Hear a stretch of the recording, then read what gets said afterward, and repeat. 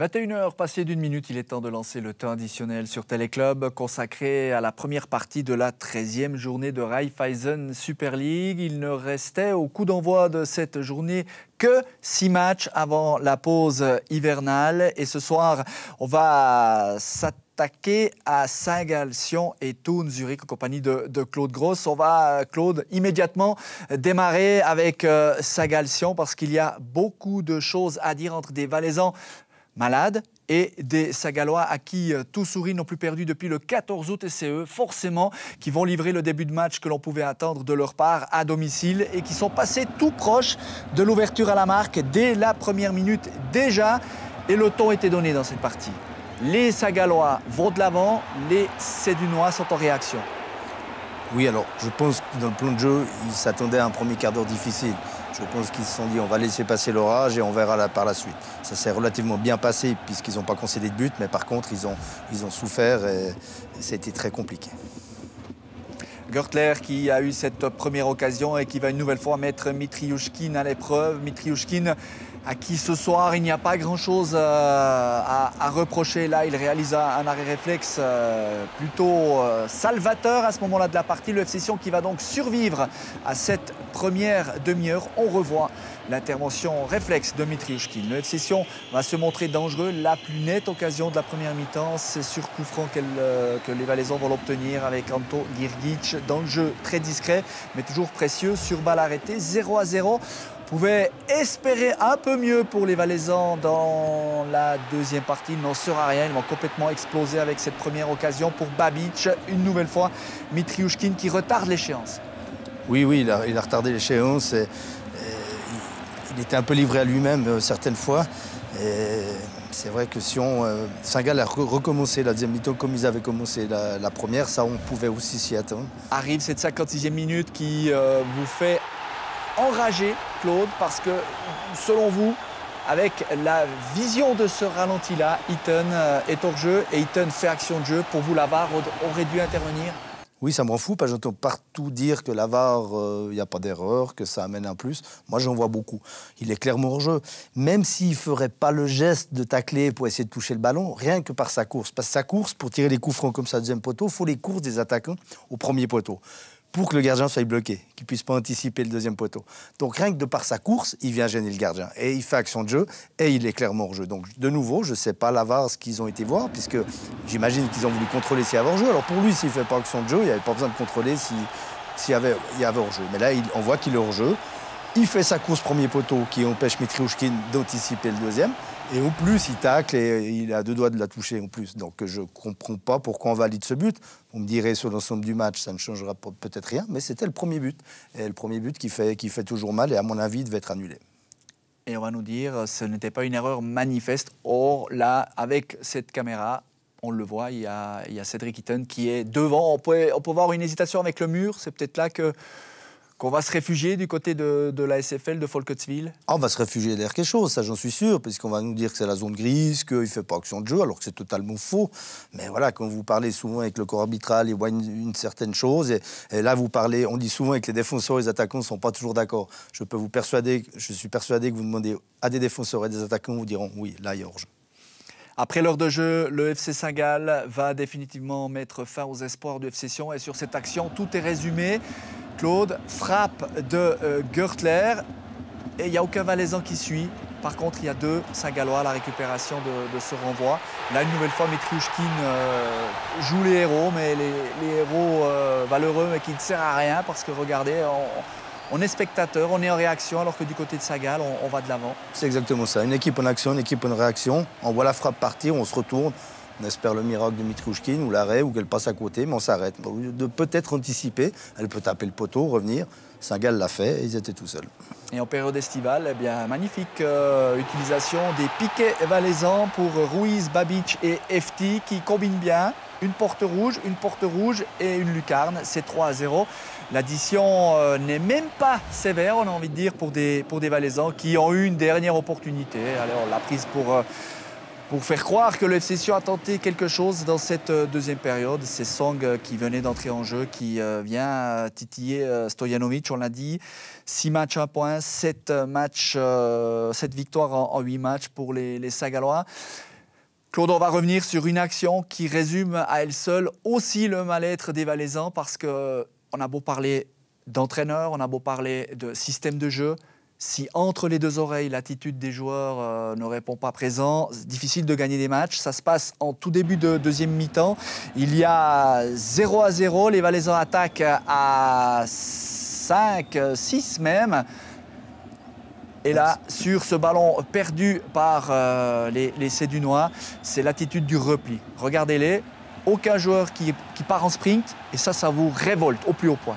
Oui, ça me révolte. Alors, il y a deux choses. Qu'on soit 5 ou 6 très offensifs, ok. Mais les 3 autres, ils doivent être plus hauts. Vous ne devez pas laisser cette coupure entre les attaquants et les défenseurs. Ça, c'est le premier point. Et le deuxième point, à la perte de balle, on en a parlé au premier mi-temps, il n'y a pas de réaction. Et là, on va revoir toute fin d'action. On va peut-être même pas le voir arriver à l'image. Girgic qui arrivait en trottinant, mais à la perte de balle, vous devez switcher et vous devez essayer de récupérer le ballon. Alors l'organisation, je pense que si on était beaucoup trop étiré et coupé en deux, mais l'état d'esprit, et on l'a vu beaucoup de fois, on l'avait signalé en première mi-temps qu'à la perte de balle, si on n'était pas assez rapide pour récupérer le ballon. Et là, ça montre tout la dilettante sur le plan défensif. Et je trouve, ils sont partis en 4 contre 4. Là, vous devez vous arracher pour revenir. Le ballon, les 3 ou 4 défenseurs font un recul frein, essayent de freiner un peu l'attaque saint-galloise pour permettre de venir. Mais là, ils auraient pu les freiner pendant 30 secondes. Il n'y a personne qui est apparu. Donc, Claude, vous vous souvenez des propos de Christian Zermatten en avant-match? L'attitude a changé cette semaine depuis le renforcement du staff. Quand on voit ce soir la prestation des Valaisans, on a envie de dire, on nous raconte des bobards. Il n'y a rien qu'à changer. Ben non, à mon avis pas. En tant que spectateur, je vois toujours les mêmes joueurs. Abdelawi, Fakinetti, Kwasi. On voit qu'il y a de l'envie. Mais pas tout juste, mais au moins ils se battent. Mais je vois quelque chose. Dans certains joueurs, il y a le comportement. Mais je vous dis, le comportement, la perte de balle, c'est le plus flagrant. Et celui-là, il ne trompe pas. Et je ne vois pas des joueurs qui sont prêts à s'arracher pour récupérer ce ballon. Sion qui se déplace à Zurich dimanche prochain, alors que Saint-Gall défiera Young Boys. Il y aura la pause internationale après la journée de dimanche prochain. La question, elle est logique. Est-ce que Christian Constantin va déjà activer des changements là, après cette contre-performance livrée ce soir à Saint-Gall? Il faut lui poser la question, je ne peux pas répondre. Je ne souhaite pas, parce que je ne souhaite jamais le départ d'un entraîneur. Je crois que les problèmes, ils sont plus profonds qu'un seul homme. Le problème Vous feriez quoi, entraîneur Claude Gross, justement, en reprenant aujourd'hui le Est-ce que finalement, on peut faire quelque chose quand on arrive dans un marasme pareil? C'est difficile, il faut être de l'intérieur, il faut voir les joueurs qui sont impliqués, ceux qui ne le sont pas, parce qu'il y a beaucoup d'enjeux, il y a des joueurs qui renégocient le contrat, il y en a déjà qui sont en discussion pour ailleurs, qui est impliqué dans le projet, de qui on a besoin, et après vous essayez de fabriquer une équipe avec ceux qui restent, mais Stéphane Onchaud, il le sait, ceux qui sont impliqués ou pas, donc s'il lui trouve pas la solution alors qu'il est à l'intérieur du club, moi de l'extérieur je peux pas vous donner ce qu'il faudrait faire. La seule chose, comme je vous dis, c'est que je trouve Doumbia un peu seul devant, mais est-ce que de le mettre avec quelqu'un, ça va résoudre tout le problème de l'obsession? Je ne suis pas sûr non plus. Donc, c'est très compliqué, le chantier est vaste. Et je leur souhaite bien du courage, parce que là, mentalement, c'est vrai que sur le match de Servette, plus celui-là, ça commence à faire beaucoup. Et on est à Sion, comme on l'a dit, on sait que les après-matchs de défaite sont plus durs qu'ailleurs. Place aux réactions, on va immédiatement écouter un joueur sédunois au micro de Mike Perez. Pachtim Kazami, ça a été un match compliqué ce soir ici à Saint-Gall. Oui, très compliqué. On a lâché sur une balle arrêtée que ça nous tue. Et voilà, le match était parti. On cherche la solution évidemment du côté de Sion. Quelle est-elle? Quelle piste on peut imaginer pour essayer de sortir de cette spirale? Écoute, il faut seulement travailler, il ne faut pas laisser les têtes en bas, il faut travailler. La saison est encore jeune, on sait que c'est difficile, mais on doit rapprocher des points. On sait qu'on a dimanche un match important, mais maintenant tous les matchs sont importants parce que les autres équipes ils s'approchent aussi. C'était mieux que la semaine dernière contre Servette, parce qu'il y avait au moins plus d'actions, plus d'occasions, mais au final, vous repartez avec rien du tout. Mais au moins, il y a quelque chose à construire là-dessus. Oui, on avait des occasions, je pense, premier mi-temps, 1-2, qui est un peu marqué. Et voilà, on ne s'est pas mal fait. Et après, dans le foot, c'est comme ça. Aujourd'hui, Saint-Gall était mieux et ils ont mérité de gagner. Et forcément, dans le camp d'en face, celui de Saint-Gall, c'est un homme heureux que l'on retrouve au micro de Mike Pérez toujours. Et on est avec l'un des protagonistes de cette équipe de Saint-Gall, c'est Victor Ruiz, qui ne parle pas encore ni allemand ni français, mais c'est pour bientôt. Victor, bravo, félicitations, enhorabuena por esta victoria. Gracias, gracias. La verdad que muy contentos de hacer otra victoria más. La verdad que el equipo está impresionante, que estamos en un estado de forma muy bueno. Hay que seguir, hay que aprovechar esto, hay que aprovechar también el jugar aquí, que es muy bonito con mucha gente. Y lo que te digo, hay que seguir aprovechando esto, que es muy bonito para todos. Il faut profiter de l'instant présent, profiter de cette ambiance, profiter de la dynamique positive de cette équipe. Ils sont évidemment très satisfaits d'avoir encore gagné ce soir. Vous avez mis une énorme pression sur le FC Sion aujourd'hui. Los habéis presionado durante la primera media hora, por ejemplo, de manera impresionante. Sí, nosotros tenemos una cosa muy clara, que es que somos un equipo joven, pero con muchas ganas, mucha hambre. El entrenador nos inculca el desde primero tener mucha presión y luego robar arriba, y arriba sabemos hacer las cosas con balón. Y la verdad que es un poco la dinámica que llevamos haciendo desde que nos están saliendo las cosas así de bien. Y lo que te digo, nos ayuda mucho el hacerlo aquí con toda la gente que nos apoya, y la verdad que es mucho más fácil para nosotros hacerlo así. Y nos está yendo muy bien, la verdad. L'équipe est jeune et puis c'est la volonté de Peter Zeidler d'aller justement presser l'adversaire avec en plus le soutien du public. Tout est évidemment beaucoup plus facile. Un dernier mot. Joyeux anniversaire, feliz cumpleaños. Muchas gracias, muchas gracias. Bravo à Victor Ruiz pour cette prestation et puis voilà, bonne chance pour la suite. Muchas gracias. Voilà donc pour Victor Ruiz. La prochaine fois, ce sera en français avec lui. Et muchas gracias aussi à Mike Pérez pour cette réaction. Bon, on sent de la fraîcheur chez Victor Ruiz. Une équipe autoroule, les sourires, et puis là, blablabla, ça... Les mots sortent plus facilement quand même. Oh, c'est plus facile. Oui, que tout va bien, mais c'est vrai, l'équipe est jeune, elle est pleine d'allons, plein d'envie, plein d'insouciance aussi. Il faudra faire, parce qu'à un moment, il va quand même avoir une petite passe difficile pour CFC Saint-Gall, j'imagine. Il faudra être vigilant à ce moment-là, mais pour le moment, elle fait vraiment... Ça amène beaucoup de fraîcheur dans notre championnat et on a beaucoup de plaisir à les voir jouer à chaque fois. Claude, je vous propose de repartir en direct cette fois-ci du Kibun Park. Mike Pérez, vous êtes en compagnie de Christian Zermatten. On est impatient d'entendre ses propos. Alors, il a fallu faire le pied de grue devant le vestiaire valaisan pour obtenir une réaction du staff technique. Christian Zermatten est venu et est sorti. On imagine que c'est évidemment pas la grosse ambiance ce soir dans le vestiaire. Bien sûr que non, mais je comprends que personne n'a envie de trop... parler, parce que c'est vraiment un chaos total, parce qu'on sentait que cette semaine à l'entraînement, on avait quand même essayé de tirer un maximum psychologiquement sur les joueurs. Et puis je pense qu'en première mi-temps, malgré qu'on a été très bousculé, on était quand même organisé, et puis on s'aperçoit que l'équipe est tellement fragile qu'on prend un goal en deuxième mi-temps, le match est terminé. Donc c'est dommage, mais il y a un travail à faire qui est énorme, énorme dans cette équipe. Il est énorme et puis on le sait, en foot, il n'y a pas le temps. Il faut tout de suite du résultat. Oui, bien sûr, aujourd'hui, il y a quelque chose qui doit se passer, mais il y a quelque chose qui doit se passer, qui doit être clair. On doit amener quelque chose à l'équipe. Qu'est-ce qu'on doit amener? Est-ce qu'on doit travailler plus physiquement? On n'a pas de temps. On doit essayer d'améliorer quelque chose tactiquement. C'est difficile dans une saison où les matchs s'enchaînent maintenant, on n'a pas le temps non plus. Donc c'est compliqué dans cette période, mois d'octobre, novembre, comme ça, si on n'a pas des bases qui sont solides. Après, il faut passer des moments compliqués, difficiles, comme on le fait maintenant. Qu'est-ce qui va se passer cette semaine? C'est la loi du football, on ne sait pas, on verra. À vous entendre, il n'y a pas tellement de solutions. Mais bien sûr qu'il peut en avoir, mais aujourd'hui, on doit quand même, après cette défaite, analyser un petit peu plus les choses. On est qualifié en coupe. Ça, c'est une chose qui est claire. Jusqu'au mois de mars, on est tranquille là-dedans. Et maintenant, si on veut que l'équipe soit de nouveau conquérante en championnat, on doit trouver une solution que je ne peux pas vous dire ici au micro maintenant. Alors évidemment, vous n'êtes pas le président, c'est pas vous qui décidez ça, mais est-ce que Stéphane Henchoz sera encore entraîneur la semaine prochaine? Le président ne va pas décider sur l'aspect technico-tactique non plus. Moi, je vous parle de changer quelque chose sur l'aspect technico-tactile et mental des joueurs. Après, pour le reste, qui est en parallèle à ces mesures-là, ça, c'est pas notre rôle. C'est pas notre rôle technicien. Nous, on fait le travail qu'il faut faire. Steph, je répète, c'est un gars qui a beaucoup travaillé pour le club, il a donné de sa personne.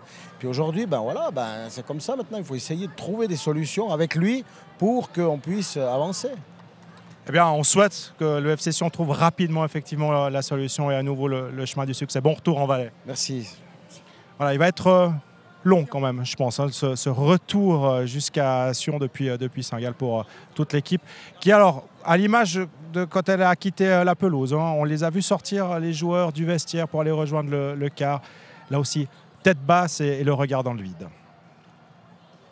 Merci Mike Pérez et Nicolas Menecre. Pas de base solide, comment on peut dire ça après 13 journées?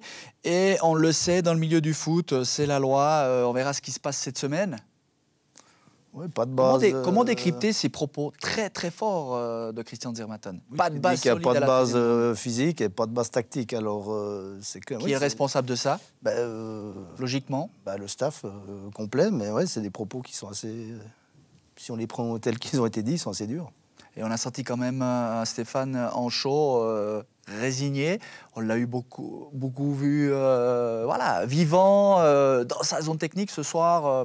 Cloué sur place, renfermé. Il est plus vraiment épanoui quand on trouve plus de solutions, qu'on est mis sous tutelle. C'est dur, c'est que vous n'avez pas les solutions, vous êtes triste, votre équipe ne va pas, vous ne trouvez pas les solutions, c'est triste. On les avait beaucoup discuté les deux au bord du terrain.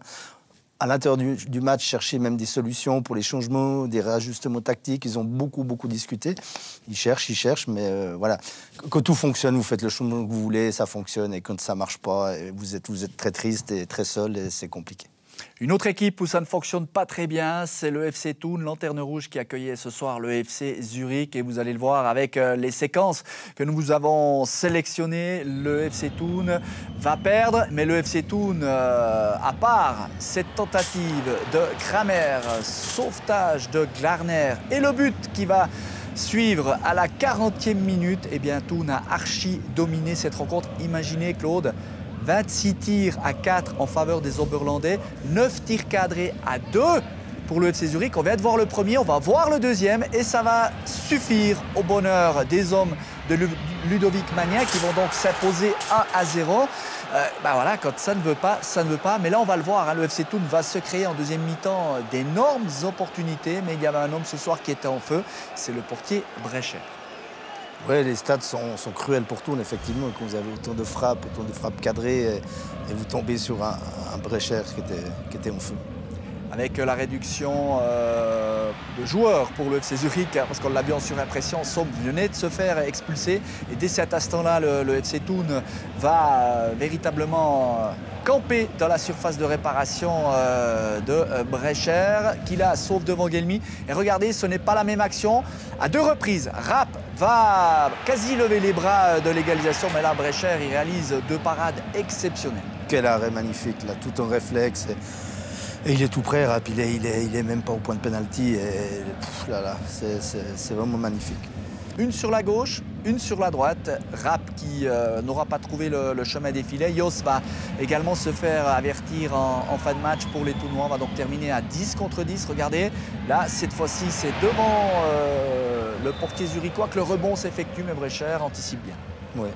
Mais c'est vrai que c'est dur pour Thun.